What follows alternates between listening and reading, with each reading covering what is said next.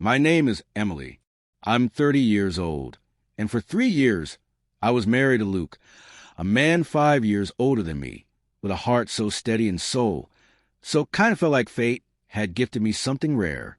As I sit down to put this into words, I don't know where to begin.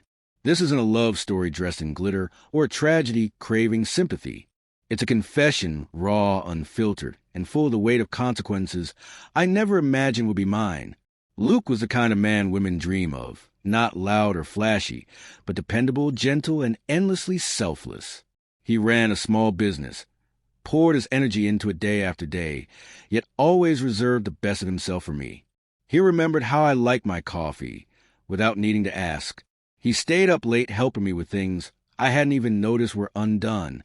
There were no grand romantic gestures, but his love was a quiet, unwavering presence. A kind of love that didn't shout, but wrapped itself around me like a warm blanket in the middle of winter. I used to feel so safe in it. I used to feel seen. But something shifted inside me, slowly and subtly. It wasn't a storm at first, more like a whisper in the wind. I couldn't even pinpoint when it started. Maybe it was during casual conversations with friends when they spoke of their partner's spontaneity, last-minute trips, candlelit surprises, daring adventures that made their lives sound like stories ripped from novels. I smiled along, laughing with them, but deep inside I was comparing. And in those comparisons, a seed of discontent was planted. Social media didn't help either. It painted perfect pictures of other people's lives, filtered and posed just right. Couples glowing in exotic places, partners dancing under fairy lights, love that looked so effortless, so alive. I began to wonder if maybe I was missing something. Maybe our calm love was too calm. Maybe I had settled. The doubts were whispers at first, gentle enough to dismiss. But in time, they grew louder and more demanding. I told myself I was being ungrateful. I reminded myself that love wasn't about drama or showmanship. And yet, that quiet storm inside me was building, churning, and twisting. I started to question my worth, not just whether I deserved Luke's love, but whether I even truly appreciated it. Was I living the dream, or merely clinging to a safe, quiet version of it? And then, everything unraveled, one night, one choice, one sentence. It was meant to be just a fun evening with friends. Laughter, music, a few drinks to loosen the weight of the week. But the drinks kept coming, and I kept saying yes. I lost track of time, of sense of myself. The buzz turned into a blur, and with it came this ugly, hollow ache that I hadn't known was waiting in the dark corners of my heart. When I finally stumbled to the front door, barely able to hold myself up, there he was, Luke, waiting for me, always waiting, always there, ready to make sure I was safe, even in the middle of my mess. But instead of gratitude, something bitter and twisted boiled up inside me. I looked at him, and without even knowing why, I let venom pour from my mouth. I don't even find you attractive anymore. The words crashed through the air like glass shattering against stone. I didn't mean them. I hadn't planned to say them, but they escaped before I could catch them, cruel and sharp. I saw it hit him, that pain, that raw devastation, and I will never forget the look in his eyes. The next morning, my head throbbed, my mouth was dry, and my memory was a fog until I saw him, sitting on the edge of bed, staring at the floor, his shoulders heavy with a silence I couldn't bear. "Is that really how you feel about me?" he asked, barely above a whisper. My heart collapsed. I begged, stumbled over apologies, tried to reach for something that would undo it. I was drunk. I didn't mean it. "Luke, please." But he didn't yell.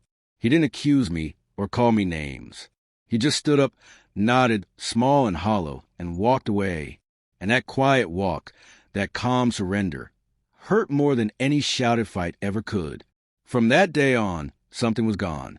He didn't punish me, but he withdrew, slowly, painfully. The little things he used to do, they vanished.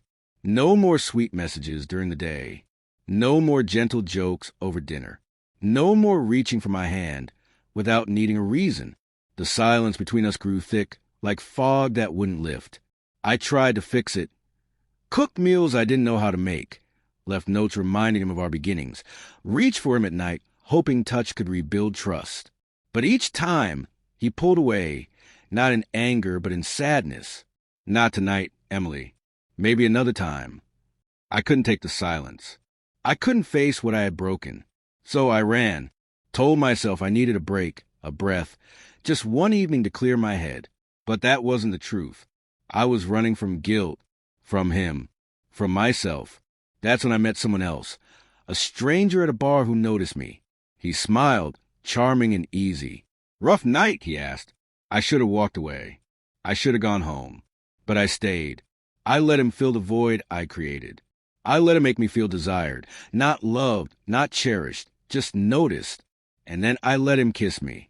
The second it happened, it hit me, not pleasure, not excitement, but guilt, drowning, overwhelming guilt. And then, like a nightmare unfolding in slow motion, I saw Luke. He was across the street, sitting in his car, watching. No rage, no scene, just the quiet click of his window rolling up, and then he drove away. The next morning, I clung to the faintest hope that somehow we could come back from it, that he would understand, that he would forgive, that this wasn't the end. I found him in the kitchen. He looked calm, almost eerily so. "We're done," he said gently. "You showed me last night what I mean to you, what our marriage means to you." I broke down, begging, sobbing, grasping at excuses. It didn't mean anything. It was a mistake. I didn't even know why I did it. He just shook his head. "I need time," he said. "Time to figure out what's left." He packed a bag and walked out the door. He never came back. It's been 6 months. Luke has moved on. He's seeing someone new now, a woman who seems to brighten every room she walks into. When I saw him with her, he was smiling. Not the polite kind he used to give me when things were tense, but a real smile, full and warm. The kind of smile I hadn't seen in years. And me? I'm still here, alone, living in the wreckage of what I destroyed. Most of my friends have drifted away, unsure of what to say. Even my own mother, when I finally confessed everything, just looked at me with hollow eyes and said, "You had a man most women would pray for, and you let him go." She was right. There's no redemption arc here. No poetic reunion. Just me, carrying the weight of remorse I stitched together with my own hands. If there's anything you take from this, anything at all, let it be this. Cherish what you have. Nurture it. Protect it. Because once it's gone, no amount of apology, no flood of regret, no desperate act of love will bring it back. I had everything, and I let it slip through my fingers.